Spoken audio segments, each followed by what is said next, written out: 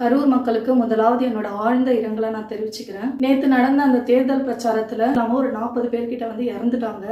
அந்த குழந்தைகளை இழந்த அந்த பெற்றோர்கள் அழுகிறதையும் அந்த குடும்ப உறுப்பினர்கள் அழுகிறதையும் பார்க்கும்போது நம்மளுக்கு வந்து நெஞ்சியே உழுக்குது. அரசியல் தலைவர்கள் முக்கியமானவர்களாக இருந்தாலும் ஒரு தனி மனிதனுக்கு அதை விட மிக மிக முக்கியமானது அவர்களுடைய குடும்பமும் அவர்களையே நம்பியிருக்கிற அவர்களுடைய பிள்ளைகளும். ஒவ்வொரு குழந்தைகளோட பாதுகாப்புமே அவங்களோட பெற்றோர்கள் கையில தான் இருக்குது. இப்போ வந்து ஒரு பிரபலமா இருக்கட்டும், அப்படி இல்லைன்னா ஒரு அரசியல்வாதியா இருக்கட்டும், ஒரு 20,000 பேர் கூடி இருக்கிற ஒரு கூட்டத்துக்கு நடுவில் அவர்களுடைய பிள்ளைகளை ஒரு 1 மணி நேரம் 2 மணி நேரம் 3 மணி நேரம் நிறுத்துவாங்களா?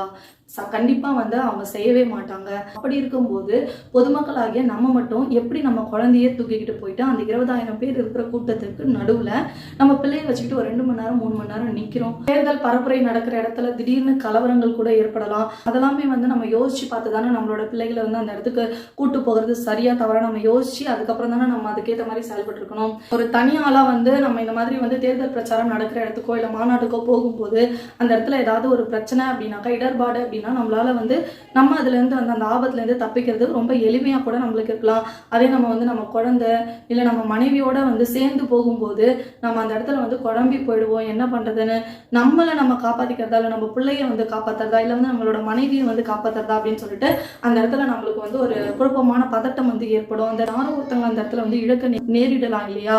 ஏன் வந்து அந்த இக்கட்டான சூழ்நிலையா குழந்தைங்களுக்கு உருவாக்கி கொடுக்குறீங்க? வீட்டுல ஒரு 4 பிள்ளைங்க கூட ஜாலியா விளையாண்டுட்டு இருக்கிற குழந்தைய, அப்படி இல்லைன்னா டிவி பார்த்துட்டு இருக்கிற குழந்தைய ஒரு 30,000 பேர் இருக்கிற இடத்துல நீங்க கூட்டிட்டு போய் நிறுத்துறீங்கன்னா அதுதான் வந்து நீங்க உங்க குழந்தைக்கு உருவாக்கி கொடுக்குற அந்த பாதுகாப்பான சூழ்நிலையா?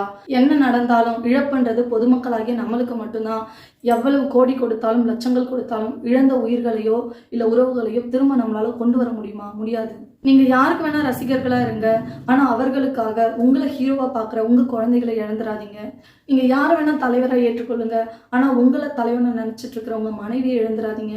உங்க அன்பான கணவனை இழந்துடாதீங்க. உங்க அப்பா அம்மா சகோதர சகோதரிகளை இழந்துடாதீங்க. அரசியல்வாதியா இருந்தாலும் நடிகர்களா இருந்தாலும் பிரபலங்களா இருந்தாலும் யாரா இருந்தாலும் நம்மளோட குடும்ப உறுப்பினர்களுக்கு அப்புறம் தான் அந்த குழந்தைங்களுக்கு என்னங்க தெரிய போகுது?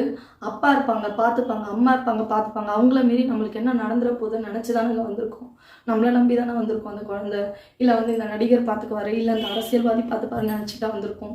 அப்படி இருக்கும்போது நம்ம பிள்ளைங்க மேலே அக்கறை இருந்தால் நம்ம அந்த இடத்துக்கு கூட்டு போகாம தவிர்த்துருக்கலாம் இல்லைங்களா? தேர்தல் பிரச்சாரம் நடக்குதுன்னா ஒரு விசாலமான இடத்தை ஏற்பாடு பண்ணி கொடுத்துருக்கலாம். வந்து ஒரு தண்ணி வசதி ஏற்பாடு பண்ணி கொடுத்துருக்கலாம். வர மக்கள் வந்து குடிக்கிறதுக்கு காவல்துறை பாதுகாப்பை இன்னும் வலுப்படுத்திருக்கலாம். இப்படி எதுவுமே உங்களுக்கு பண்ணலையேங்க, உங்களுக்காக எந்த ஒரு அரேஞ்ச்மெண்ட்டுமே பண்ணல அப்படின்னும் போது நீங்க மட்டும் ஏங்க உங்க பிள்ளைங்களையும் உங்க குடும்பங்களையும் கூட்டுக்கிட்டு போறீங்க? மக்கள் மேல யாருக்கு தாங்க அக்கறை இருக்கு? அப்படி இருக்கும்போது நம்ம தான் நம்ம மேல அக்கறைப்பட்டு நம்மளை பாதுகாத்துக்கணும். ஏன்னா இழப்பு நம்மளுக்கு தாங்க.